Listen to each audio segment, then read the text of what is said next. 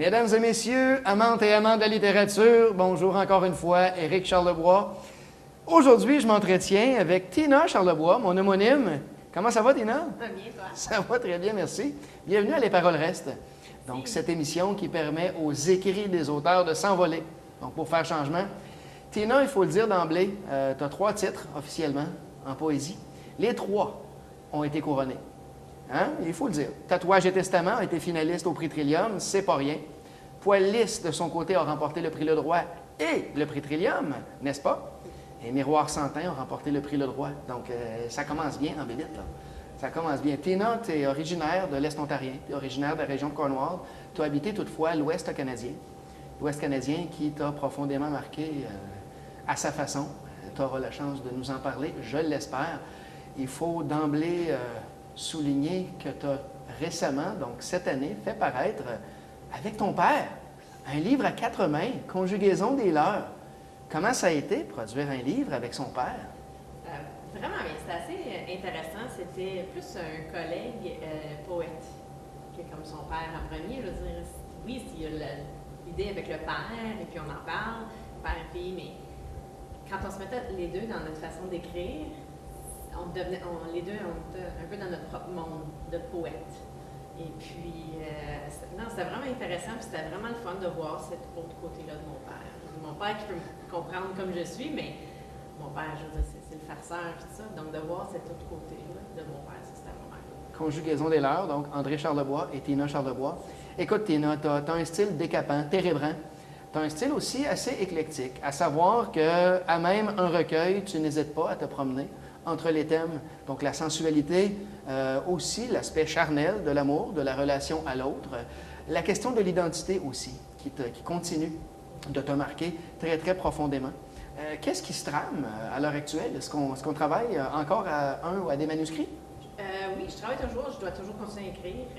Je me suis donné un petit peu plus le défi de me donner un thème plus précis cette fois-ci. Ah. J'ai abordé un petit peu l'idée de la famille aussi dans mes recueils précédents. Et puis là, je m'en vais plus dans la famille, dans le sens que ma famille, c'est moi et mon copain.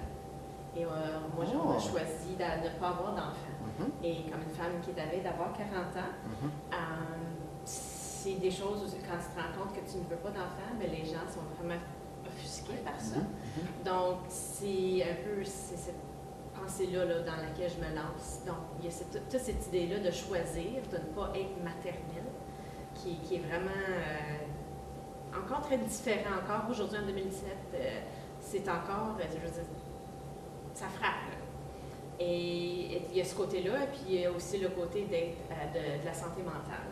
Moi, j'ai décidé de commencer à parler davantage de mes propres défis avec la santé mentale. Donc, j'ai été diagnostiquée avec la dépression il y a quand même une 15aine d'années, après des moments très, très difficiles. Okay. Et donc, toute cette idée-là de travailler avec la thérapie, médicamentation, des choses comme ça. Et quel est ce regard aussi encore aujourd'hui, comme une femme de presque 40 ans, comment est-ce qu'on travaille avec ça dans son quotidien et que c'est correct. Donc, il y a une perception sociale, je présume, que tu réussis à intégrer. Absolument. À ce point-ci, est-ce que l'écriture devient un moyen pour composer avec tout ça? Je ne crois pas. Je pense que j'ai le avantage d'avoir un appui incroyable dans la communauté d'auteurs que je côtoie, et puis de famille aussi, et d'amis, qui fait en sorte que je suis capable d'opérer sur ça. Mais je pense que l'écriture me permet d'être plus crue, d'être plus cérébrale envers ça aussi. Parce que d'être plus... Comment je deal avec vraiment dans le quotidien. Puis là, je suis consciente que je vais être lue. Avant, dans les premiers recueils, c'était comme m'en foutais si les personnes le lisaient, si c'était pas publié. Là, j'ai un peu plus cette conscience d'être lue. Donc, si ça peut venir parler à quelqu'un, je pense que ça, c'est un peu mon devoir maintenant.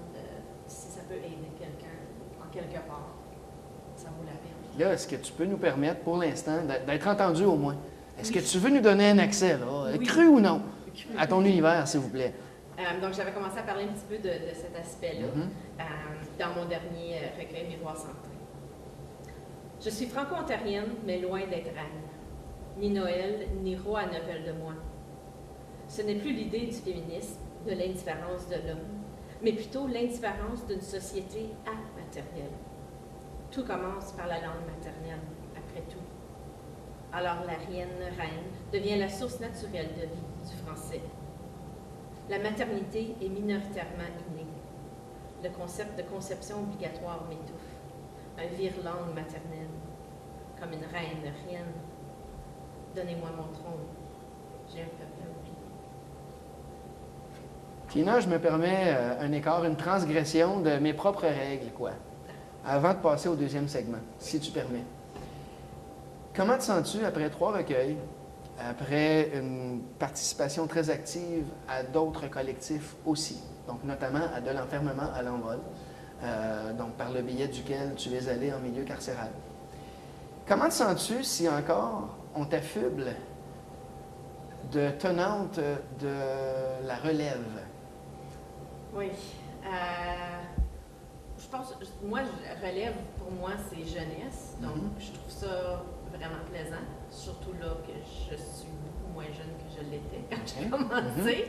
On a commencé en même temps. Donc, je trouve ça désolant pour ceux qui sont nouveaux. Donc, soit par... Je parle pas juste de jeunesse maintenant, comme si je pense justement à mon père, son premier recueil, à 65 ans. Oui. Il fait partie de la relève. Oui. Pourquoi est-ce que moi, on n'a pas le même background, on n'a pas partout. Donc, je trouve que c'est... Ça ne m'insulte pas de faire partie de la relève. Aucunement. Je trouve ça le fun. Ça veut dire que je suis comme ici pour rester. Donc, pour moi, c'est le fun. Mais je trouve ça un peu drôle parce qu'il me semble que ça fait un bout. Je suis là. Mais je comprends aussi pourquoi, surtout que ça me prend 5 ans d'habitude pour sortir le recueil, le par recueil. Fait que ça a l'air comme si je recommence à chaque fois. Là. Mais, bon, OK. Très bien, très bien. On pourra le réaborder. On est au fond de tiroir. Tina, tu nous donnes accès à ta commode, à ton meuble, madame, peut-être. Le tiroir du haut, le tiroir de la tête, le tiroir du centre, le tiroir des sens, et le tiroir du bas, le tiroir du cœur. Tu choisis en tout temps le tiroir que tu veux bel et bien ouvrir ou entrouvrir pour nous. Tu choisis aussi le degré de profondeur auquel tu veux bien nous amener. T'es prête? Oui. Avec quel tiroir? Tiroir de la tête. Le tiroir de la tête. Et quelle question? Entre un Au milieu. Au milieu? 3 ou 4? 3. 3? Parfait. Tina, quelle est l'idée la plus géniale que tu as eue, mais qui ne s'est jamais concrétisée? La plus géniale. Oh mon Dieu, c'est vraiment bon ça. Je pense que d'écrire un roman, j'ai donc plusieurs idées pour des romans. Et puis un des romans, j'ai commencé à... C'était sur un homme qui écrit sur... il a invité des gens à ses funérailles, sauf qu'il n'est pas mort. Je trouve ça brillant. Je vais rester là. Arrête là. Arrête là, il ne faut pas te faire voler l'idée. Arrête là. OK. Prochain tiroir, prochaine question. Il y en a un trop difficile. On va y aller avec les sens. Le tiroir des sens? Oui. 5. Question 5. Quel est pour toi le sens qui est le plus difficile à représenter par le biais de l'écriture? Oh. Donc, il faut que j'y repasse dans ma tête. J'utilise le goût tout le temps. Probablement le toucher. J'ai beaucoup de difficulté à trouver les mots pour... Je veux dire, moi, tout ce qui est touché, je dois l'associer à un animal. Donc, si quelqu'un n'a jamais touché un animal ou flatté vraiment, c'est très difficile de traduire cette douceur-là. Puis pas juste ça, mais qu'est-ce qui est doux pour un ne l'est pas pour les autres. Je comprends, ça va pour tous les autres sens aussi. Qu'est-ce qui est bon pour moi n'est pas nécessairement bon pour toi. Mais combien est-ce qu'on prend de temps pour toucher quelque chose va définir comment est-ce qu'on le ressent. Et c'est là ma question, donc la balle courbe là, qui suit. Est-ce que toi, tu es un peu moins en lien? Est-ce que tu es moins à l'affût du sens du toucher par rapport aux 4 autres sens? Probablement que oui, parce que je suis capable de toucher une chose et c'est comme qui va être doux. C'est à peu près tout. Puis comme j'ai dit, c'est associé à une douceur animale, pur, si on peut dire. Donc, toucher quelque chose, ça commence, ça ne dit pas rien, mais le regarder, le sentir, le goûter, pas de problème. Très bien. Le goûter qui est fort difficile en passant. Et c'est vrai que tu le réussis magistralement. Merci. Prochaine question, On va prochain rester tiroir. dans l'essence, j'aime l'essence. Ouais. On va y aller avec 3. Question 3. Tina, quelle est la chose la plus marquante que tu as perçue, dont tu as été témoin? Donc, j'ai été témoin. Plus marquante. Je ne sais pas si ça serait la plus, mais quelque chose qui me marque.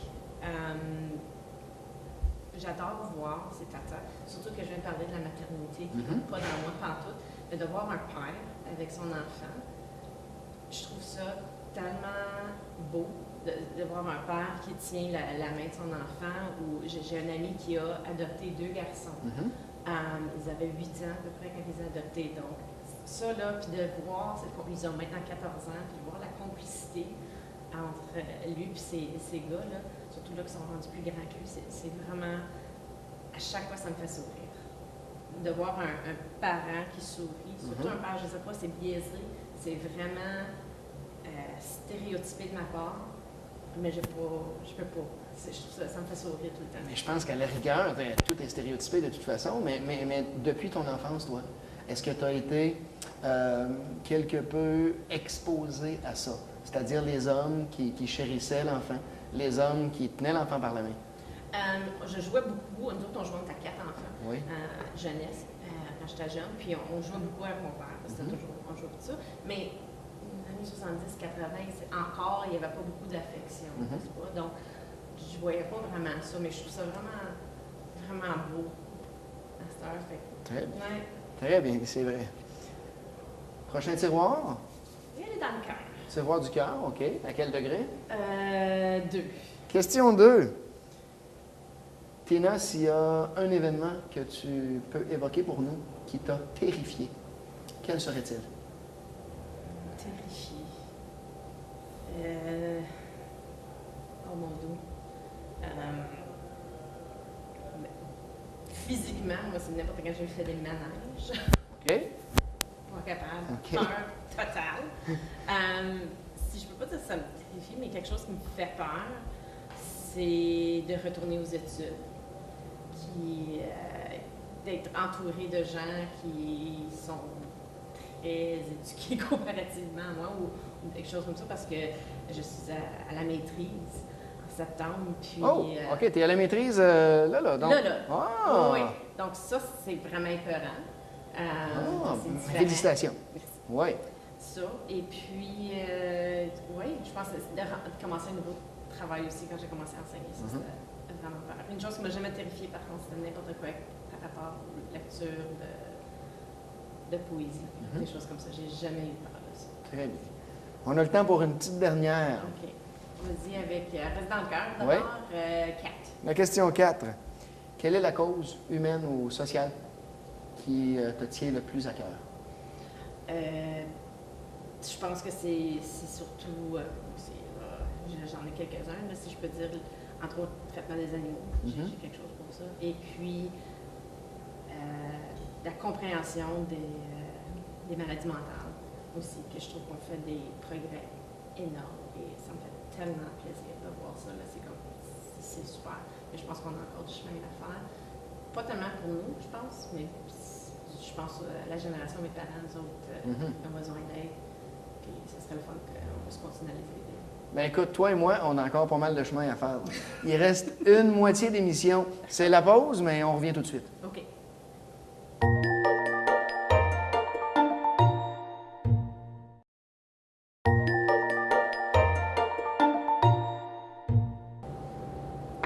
On est de retour. Les paroles restent. Éric Charlebois, je m'entretiens avec Tina Charlebois. Tina, c'est le segment Le Clou. Tu es la diseuse de Belle Aventure. Le jeu est fort simple. Il y a 54 cartes. Aucun trucage. Chacune des cartes correspond à une question à laquelle tu dois répondre. Acceptes-tu les conditions?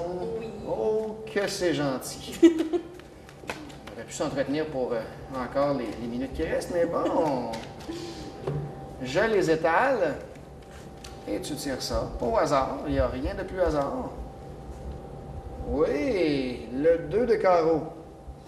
Tina, en écriture comme en lecture, tu l'évoques comme tu veux, est-ce que tu es plus sensible au début, au milieu ou à la fin d'un livre? En lecture, c'est certain, c'est au début. Parce que je veux m'investir tout de suite dans la lecture. Et je lis, ça je pense à lecture prose, des romans. Poésie, ça va être à la fin, autant en lecture qu'en écriture. Il faut qu'il y ait un accroche à la fin, pour que ça me reste. Dans le dénouement, en poésie, j'aime qu'il y ait des bribes, des vers qui m'accrochent en lecture, mais le début, ça me dérange pas. En poésie, je vais lire peu importe. Tandis qu'en prose, dans les romans, si je commence à lire, puis je suis pas... Mais là, si je suis accrochée, par exemple, je vais devenir plus sensible émotivement à la fin. Ce qui est une bonne chose. Oui. Et si on revient à l'acte de l'écriture, tu as évoqué précédemment là, des idées, à tout le moins, sinon des bribes de manuscrits de romans. Qu'est-ce qui est la pierre d'achoppement? Qu'est-ce qui est l'obstacle majeur qui fait en sorte que tu n'attaques pas en bonne et due forme le projet? Est-ce que ça a rapport déjà là, à l'écriture, soit d'un début ou d'une fin? Ou... Je pense, c'est ça, je suis prise dans le dénouement, dans le développement. Là. Je suis vraiment dans le... Puis, je trouve ça long. Ouais. je décroche, je trouve ça plate. Je me trouve plate. Puis, moi, je peux écrire pour 45 minutes et c'est tout. Puis là, j'ai besoin d'au moins 1 heure de pause en écriture. Donc, c'est difficile quand que ça fait 45 minutes que tu as écrit et tu as trouvé ça plate. Après 1 heure de pause, d'y retourner. Quand tu dis plate, est-ce que tu peux préciser un petit peu? Est-ce que tu trouves ça... Ennuyant, je ne suis pas accrochée à mes personnages. Mes personnages, je les connais, mais je ne suis pas accrochée. OK. Puis je ne sais pas si c'est parce qu'ils sont trop calqués sur ma réalité. OK. Parce que mon idée géniale de tantôt, c'était pas quelqu'un que je connais, mais juste apparu, sérieusement, comme en me réveillant le matin. Puis j'ai dû commencer à penser à ça. Mais tandis que les autres, les personnages que je développe, ils sont basés sur ma famille, puis je suis trop proche. Donc l'importance d'un certain recul qu'on s'impose. OK. Oui. Très intéressant. Vas-y. Ah! Le 5 de cœur. Quel est ton mot slang, jargon, favori? Favori? J'en utilise tellement que comme... C'est pour ça que je souriais. Oui, c'est ça, comme... je sais pas, c'est comme du slang. Autant, mon jargon, ça serait de manger quand on escamote les mots comme « chu ». Oui. Mon copain ne comprend jamais quand je dis « chu ». Puis, je sais pas, ça serait n'importe quel mot anglais que j'utilise, puis j'ajoute un ER à la fin. Il faut préciser que ton conjoint est anglophone. Oui, c'est ça. Fait que là, c'est ça, n'importe quoi comme ça. Donc, le slang, c'est prendre n'importe quel mot anglais, puis ajouter un ER. Puis ça devient un verbe incroyable. Puis tu le fais à tort et à travers. Absolument. Donc, il n'y en a pas un favori. Non. OK, non. Très bien. C'est une réponse. Merci. Vas-y. Le 9 de pique. Penses-tu que d'obtenir 9 de 13 bonnes réponses est un résultat satisfaisant, toi qui entames une deuxième vie, soit le retour aux études? Sans mathématiques. Ouais. Tu obtiens 9 sur 13. Est-ce que c'est...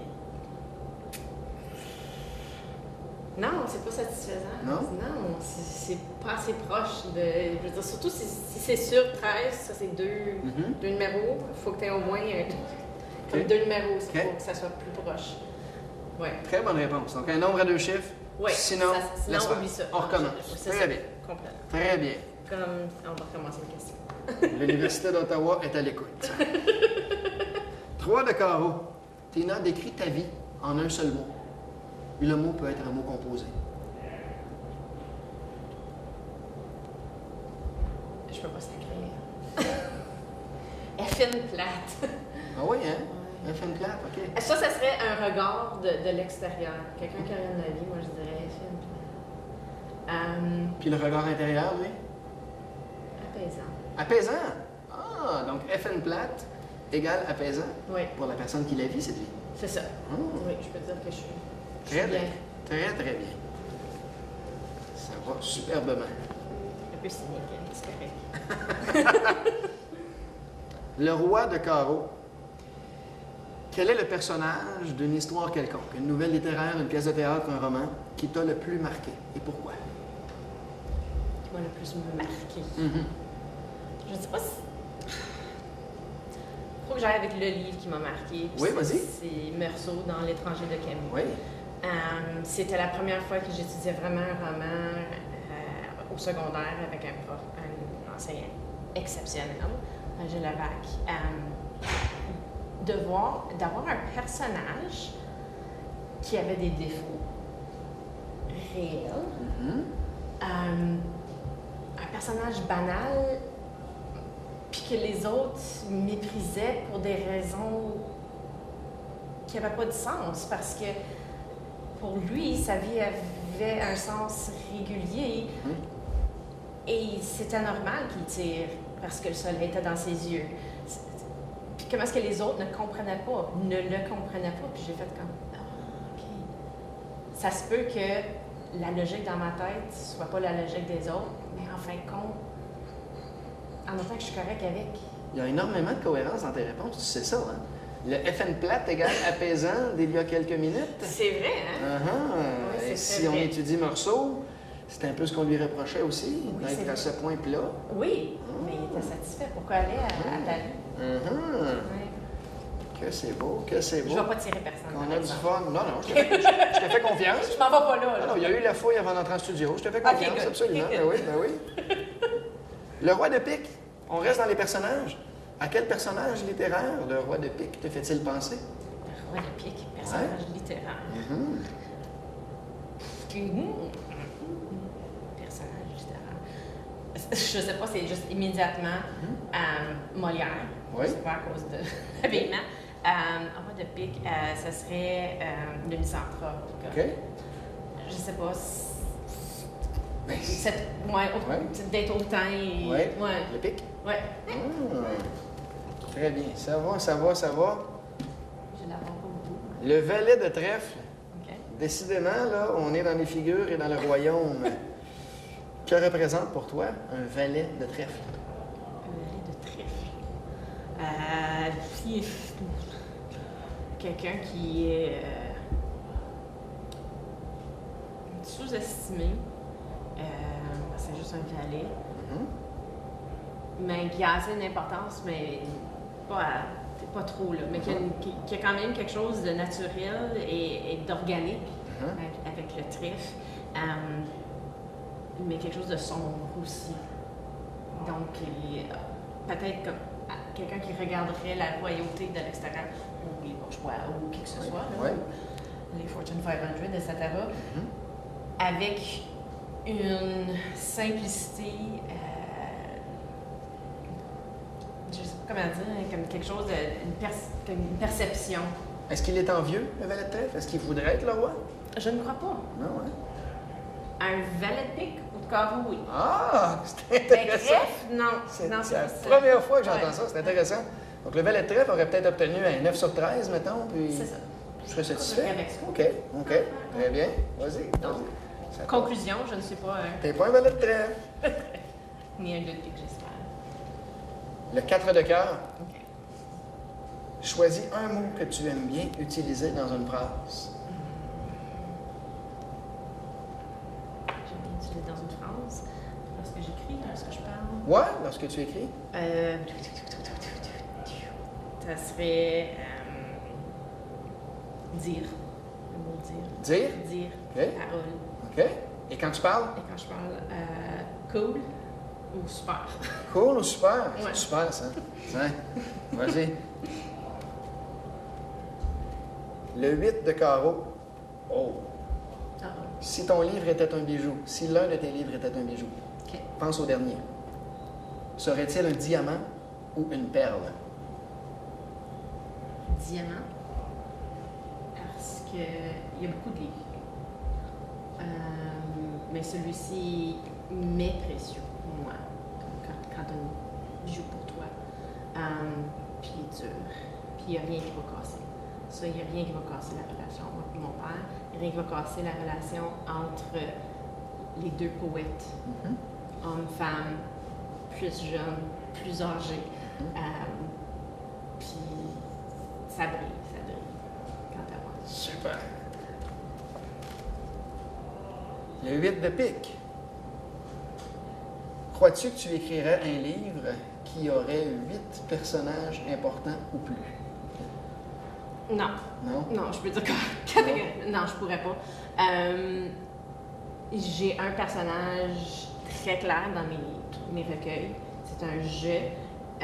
Il évolue, tout comme moi d'ailleurs, mais c'est quand même un personnage. Et il y a un tu qui est dans plusieurs des premiers et qui n'est pas du tout présent dans le dernier.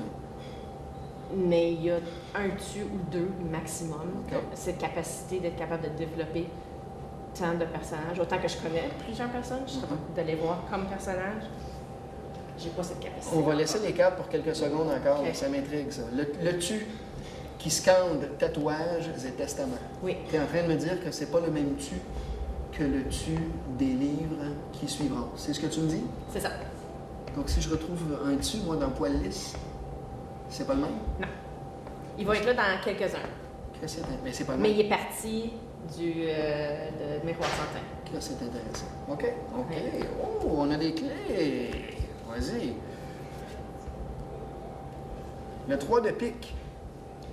Est-ce qu'il y a un de tes enseignants ou un de tes profs, tu as évoqué Roger Lavac, qui t'a donné la piqûre pour l'écriture? Non pas pour la littérature, mais pour l'acte d'écrire. Pour l'acte d'écrire, je ne sais pas si on m'a donné la piqûre comme telle. Roger Lavac m'a certainement encouragée, mais de vouloir développer mon écriture, c'est Robert Hergé, à l'Université d'Ottawa. C'est là où j'ai beaucoup appris pour comme là où ce que je voulais écrire tous les jours, où j'ai développé ce désir d'écrire tout le temps, c'était grâce à Robert. C'était la première fois que je voulais vraiment avoir du feedback de quelqu'un positif, qui est, quant à moi, super intelligent, puis qui pouvait justement développer, où je pouvais développer mon écriture. Est-ce qu'il faut se disposer à recevoir cette rétroaction-là, ce feedback-là, tu penses? Oh, oui, moi, je trouve que c'est essentiel, absolument. Écrire, pour se développer, il faut aller trouver de l'aide ailleurs. Et puis à l'université, je présume qu'on est mieux disposé à ça. C'est ça. On a des gens qui peuvent vivre de ça, donc qui ont cette intelligence-là et cette sensibilité-là qu'on peut développer. Absolument. Écoute, Tina, parlant d'université, c'est déjà tout. Je te laisse aller aux études. Merci. T'es libérée. Merci beaucoup. Quel honneur, quel plaisir. Mesdames et messieurs, revenez-nous une prochaine fois depuis le Resto Bar chez Gabs pour Les Paroles restent. À bientôt.